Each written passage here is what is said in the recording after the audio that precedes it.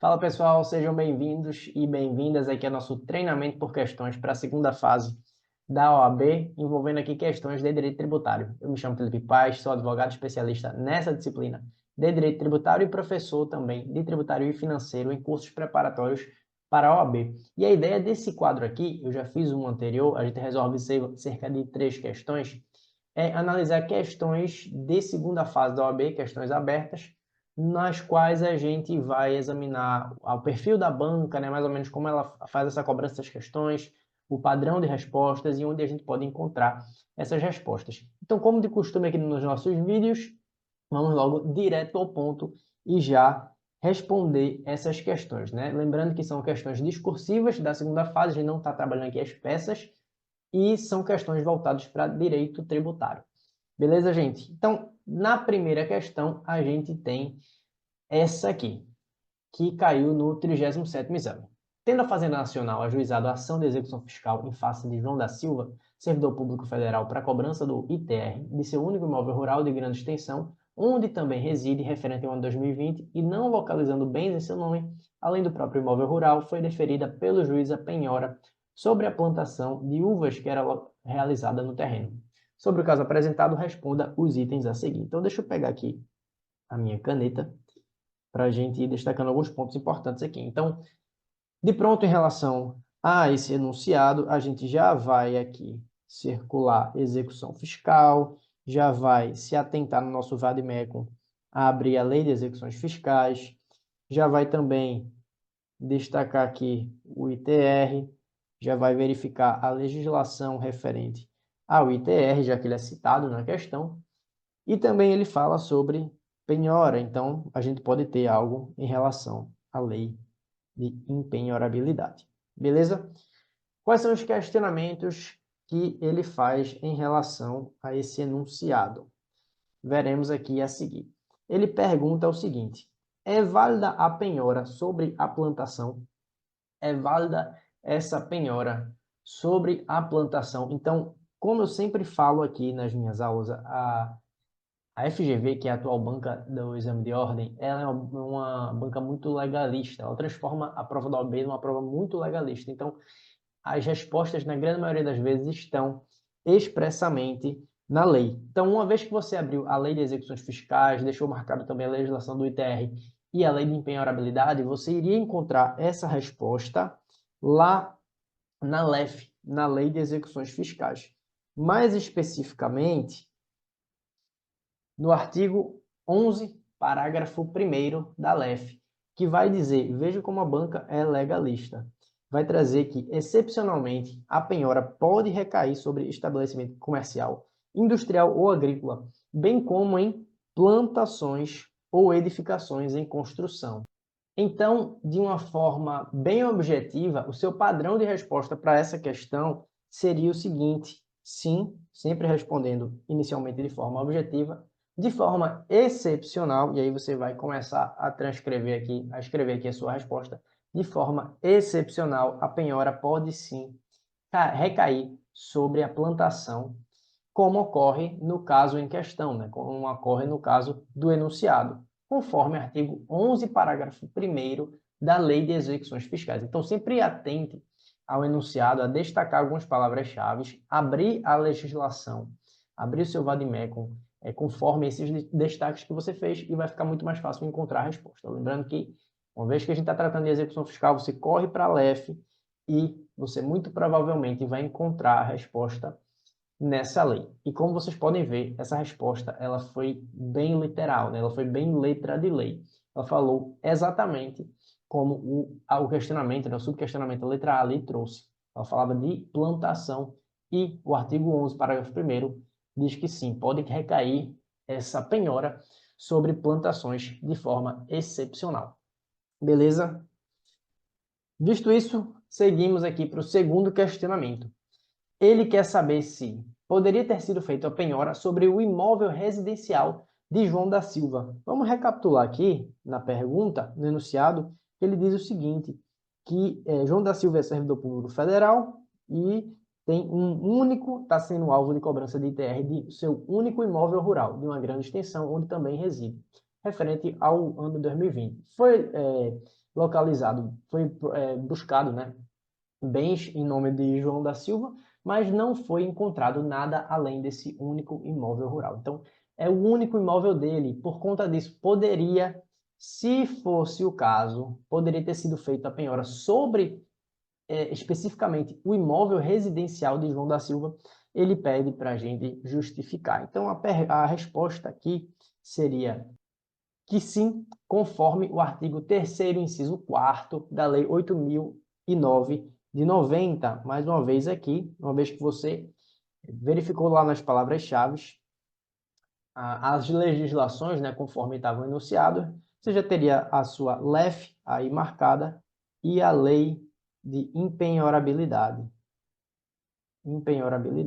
E nessa lei de impenhorabilidade, que é justamente a Lei 8.009 de 90, estaria trazendo lá no artigo 3º, inciso 4º, que a impenhorabilidade é oponível em qualquer processo de execução civil, fiscal, previdenciário, trabalhista ou de outra natureza, salvo se movido para a cobrança de impostos predial ou territorial, taxas e contribuições devidas em função do imóvel familiar. Então, apesar de ser o único imóvel familiar, o único imóvel de João da Silva, ele poderia ter sido alvo de penhora sim. Por quê? Porque o débito que está sendo cobrado desse imóvel é oriundo do próprio imóvel. Então, nesses casos, de forma também excepcional, é possível que seja feita essa penhora. A impenhorabilidade do imóvel familiar não vai prevalecer nesses casos em que o imóvel está sendo objeto da cobrança de um tributo que seja originado desse próprio imóvel. Beleza, gente? Então, essa questão do 37º exame a gente tem como resolvida e passemos para a nossa próxima questão. Essa aqui é um pouco mais extensa, vou até me diminuir aqui para caber mais na tela. É um pouco mais extensa, então vamos prestar um pouquinho mais de atenção. O Estado Alfa, no ano 2022, pretende conceder uma isenção temporária de ICMS com duração de 1 ano em favor do setor econômico, que foi fortemente afetado pelo isolamento social decorrente da pandemia da Covid-19. Por isso, o secretário da Fazenda do Estado Alfa levou a questão ao Conselho Nacional de Política Fazendária, o CONFAS, para que fosse deliberada pelos demais entes e distrito, melhor dizendo, demais estados e Distrito Federal, autorização para uma concessão de isenção. O CONFAS, em deliberação unânime, autorizou, mediante convênio, tal concessão. Em razão disto, o governador do estado Alfa publicou decreto concedendo tal isenção com efeitos imediatos. Diante desse cenário, responda os itens a seguir. E na primeira pergunta, ele começa com essa aqui. Tal concessão de isenção de ICMS após autorização pelo CONFAS com efeitos imediatos viola o princípio da anterioridade tributária. Então aqui a gente já vai destacar o princípio da anterioridade tributária. Deixa eu pegar minha caneta aqui para a gente anotar.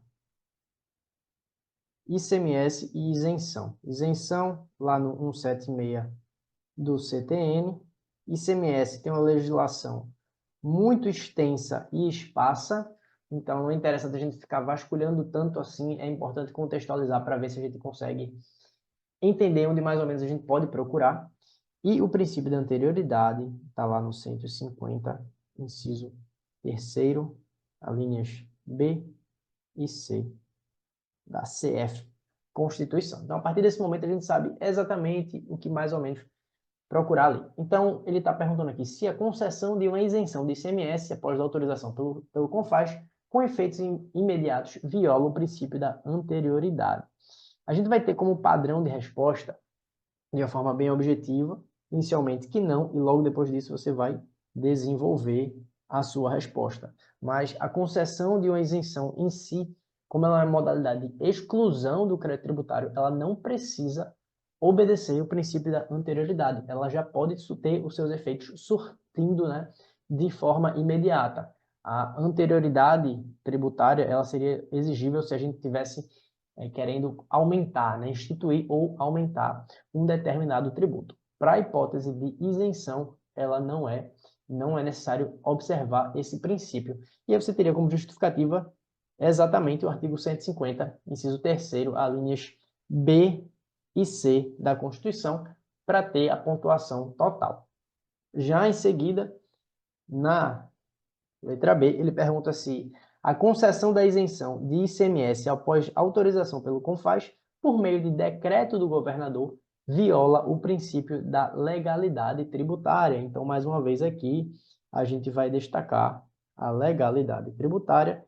A gente sabe que instituição, majoração de tributo somente mediante lei, mas tem outra coisa bem importante aqui, lá no artigo 176 do CTN, que trata justamente da isenção, vai dizer que a própria isenção, ela precisa ser instituída por intermédio de lei, ela precisa ser instituída por lei. E como aqui a autorização se deu por decreto do governador, a gente sim estaria violando o princípio da legalidade tributária. Veremos então aqui o que é que diz, o que é que dispõe o artigo 176 do CTN.